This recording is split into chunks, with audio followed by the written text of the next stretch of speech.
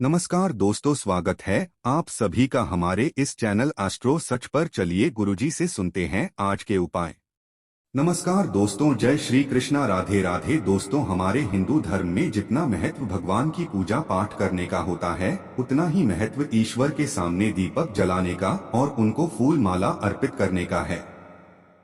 अब सभी लोग भगवान के सामने दीपक जलाकर मंत्रों का उच्चारण तो करते ही हैं, आप लोग भी करते ही होंगे। और वहीं जो लोग भगवान के सामने बैठकर देर तक पूजा पाठ नहीं कर सकते, वह लोग एक दीपक तो जरूर जलाते ही हैं, लेकिन उसी समय हम ऐसी गलती कर देते हैं जिसका परिणाम हमें भुगतना पड़ सकता है। तो आखिर कौन सी है वह गलती? तो दोस्तों को गलती है दीपक की जली हुई बातों का गलत तरीके से इस्तेमाल करना। साथ ही हम भगवान पर फूल भी अर्पित करते हैं और मंदिरों से या फिर भगवान पर चढ़ी हुई फूल माला मिल ही जाती हैं।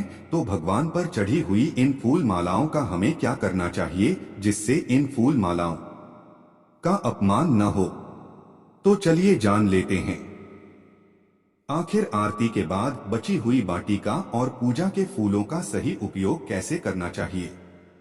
वीडियो को अंत तक अवश्य देखें। तो दोस्तों, आप हनुमान चालीसा का पाठ, रामायण का पाठ कीजिए, श्रीमद् भगवत गीता का पाठ कीजिए या फिर दुर्गा सप्तशती का पाठ कीजिए। इन सभी पूजा पाठ को करने से पहले सबसे पहला काम हम दीपक जलाने का ही करते हैं। हम भगवान के प्रति अपनी आस्था और अपने विश्वास को दीपक के जरिए ही भगवान तक पहुंचाते हैं। तो दीपक की लौ का जलना और बूझना, दीपक की लौ में हुई का बनना और दीपक में अंजलि भाभी का बचना क्या संकेत देता है, इस बारे में हम आपको पहले ही बता चुके हैं। अब जानते हैं कि दीपक की जली हुई बात का हमें क्या करना चाहिए। तो अक्सर क्या होता है कि हम अपने घर में जो दीपक जलाते हैं उनकी बची हुई बातें को एक साथ रखते हैं और हफ्ते 15 दिन या महीने भर बाद हम जब भी किसी पवित्र जगह पर जाते हैं, यह पवित्र नदी के आसपास जाते हैं, उन सब की पोटली बनाकर उनको नदी में प्रवाहित कर देते हैं। अगर आप इन्हें सम्मान के साथ प्रवाहित कर रहे हैं जो बात अलग है, लेकिन हम लोग जल्दबाजी में इन्हें फेंक देते हैं और फेंकना और प्रवाहित करना दोनों अलग बात होती हैं। तो पहले यह समझते हैं कि जो दीपक की जली हुई बातें हैं यह कोई साधारण चीज नहीं है। इसमें अपने भगवान को जो भी पूजा पाठ अर्पित किया है, इन सभी मंत्रों की तरंगे इस बात में निहित होती हैं और इस बात को फेंक देना इसका अपमान होता है, जो कि सरासर गलत है। आप ही जलेबी बाती से वह चमत्कार कर सकते हैं जो आपकी सोई हुई किस्मत को जगा सकती हैं और आपके जीवन को पूरा बदल सकती है।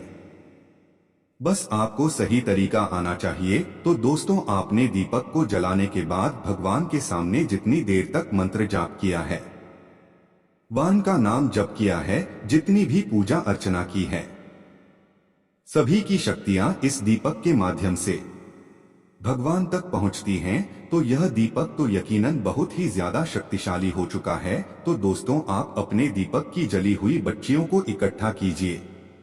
आप हफ्ते या 15 दिन तक का बातें एक साथ इकट्ठा कर सकते हैं। अब इन बच्चियों को और धूप बत्ती के नीचे बचे हुए बस्तियों को आप इकट्ठा कर लीजिए। अभी से एक मिट्टी के सकोरे में रखिए और आप मिट्टी के सकोरे में इस बात के ऊपर थोड़ा सा धूप चूरा, थोड़ी सी हवन सामग्री डालिए। इन सभी के ऊपर अब आपको थोड़ा सा कपूर और भी डालना है और माचिस से इन सभी को जला दीजिए। अभी से जलाने के बाद जब ज्योत प्रज्वलित हो जाए तभी से हाथ से बुझा दीजिए। ध्यान रखिए कि आपको भूख नहीं मानी है। अब इसमें जो धुआं निकलने लगेगा, अब आप भगवान श्रीमन नारायण का जाप करिए और यह दुनिया को अपने घर के कोने कोने में प्रवाहित होने दीजिए। लेकिन अब श्रीमन नारायण का मंत्र जाप करते रहें। आपको थोड़ी सी मेहनत जरूर करनी पड़ेगी, लेकिन यह में हम आपके लिए बहुत ही कमाल की सिद्ध होगी। अब कोशिश कीजिए कि जब तक यह धुआं निकल रहा है, आप इसके सामने बैठकर भगवान श्री हरि का नाम जप करते रहें। आप चाहे तो पूरे घर में इस हुए को दिखाने के बाद इसे तुलसी की क्यारी के पास रख सकते हैं। इससे होगा यह कि आपके घर की नकारात्मक ऊर्जा तो दूर हो ही जाएगी, लेकिन आपने जो भगवान श्री हरि का नाम जप किया है उससे यह राख सिद्ध हो जाएगी। आप इसे छानकर एक डिब्बी में भरकर रख लीजिए। हर रोज सुबह पूजा करने के बाद इस बात की भवभूति को आप अपने माथे पर थोड़ा सा लगाइए। ऐसा करने से भगवान श्री हरि आपके आने वाली मुसीबतों से रक्षा करेंगे। साथ ही आपके घर में नकारात्मक ऊर्जा प्रवेश नहीं कर पाएगी।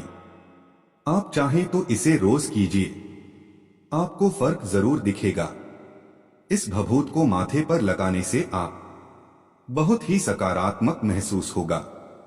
इसके अलावा आप एक और काम कर सकते हैं कि आप इन सभी बातों को एक दीपक या फिर एक मिट्टी के बर्तन में इकट्ठा करें और उस पर थोड़ा सा कपूर डालकर उस पर अग्नि प्रज्वलित कर दीजिए। अब जब यह पूरी तरीके से जल जाए तो इसकी जो राख बचेगी उस राख में थोड़ा सा पानी डालकर और अपने घर के पौधों की क्यारियों में डाल दीजिए। दोस्तों, अगर आप इतनी मेहनत नहीं करना चाहते तो तुलसी के पौधे के क्यारी में इस मिट्टी को डाल सकते हैं। इससे न केवल आप इन बच्चियों का अपमान होने से बचा पाएंगे बल्कि आपके घर की मिट्टी भी शुद्ध हो जाएगी। साथ ही आपको मंदिर से या पूजा के बाद आशीर्वाद के रूप में मिले हुए फूल और मालाओं का इस्तेमाल करना भी बता देते हैं।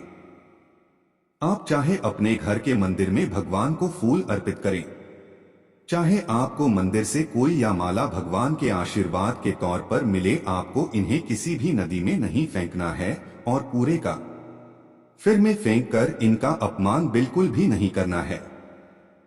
इससे एक तो आप नदी को अशुद्ध बनाते हैं और भारी मात्रा में ऐसा करने से जल प्रदूषण भी बढ़ता है। पानी में जब यह फूल माला बहुत लंबे समय तक पड़ी रहती हैं तो यह सजाती जाती हैं। अब आप गंगा नदी यमुना जी के पानी को ही देख लीजिए।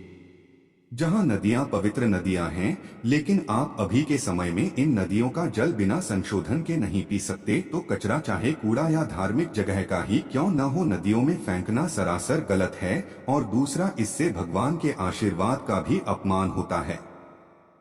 तो आपको करना क्या है? आप इन सभी फूलों को इकट्ठा करिए और इन्हीं सुखा लीजिए।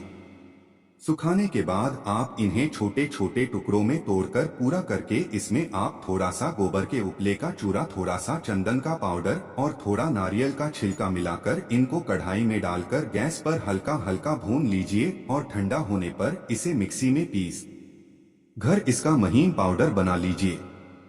फिर आपको इस पाउडर को छानकर इसमें थोड़ा सा शहद और थोड़ा सा भी और थोड़ा शक कपूर और लोबान मिलाइए। गुलाब जल की मदद से उसे आटे की तरह घूम लीजिए और अपनी इच्छा के हिसाब से छोटी छोटी बातें या फिर गोल गोल टिक्की बनाकर धूप में सुखा लीजिए। हर रोज अगर आप एक डिक्की को जलाकर उसका धुआं पूरे घर में दिखाते हैं तो इससे न केवल आपके घर का वातावरण शुद्ध होगा बल्कि इसकी महक से आपके घर में सकारात्मक ऊर्जा भी भर जाएगी और इसके साथ ही भगवान के फूलों का मान होने से भी बच जाएगा। लोहान और कपूर साथ में जलाने से घर में सकारात्मक ऊर्जा फैलती है और गोबर के उपले और गोमूत्र न केवल आपके वातावरण में मौजूद बैक्टीरिया को खत्म कर देते हैं बल्कि आपके घर की ऊर्जा को भी पवित्र कर देते हैं। आदि से कभी भी भूल कर भी आप दीपक की जली हुई बातें और भगवान पर चढ़ाई भी फूल माला का अपमान न करें और आप यह उपाय जरूर करें, आपको लाभ जरूर मिलेगा। तो दोस्तों, उम्मीद करते हैं कि आपको यह जानकारी जरूर पसंद आई होगी। अगर आपको यह वीडियो पसंद आई हो तो वीडियो को लाइक जरूर कीजिएगा और कमेंट में जय श्री कृष्णा राधे राधे जय श्रीमन नारायण अवश्य लिखें और इस वीडियो को ज्यादा से ज्यादा शेयर करके इसे बाकी लोगों तक भी पहुंच जाए। धन्यवाद।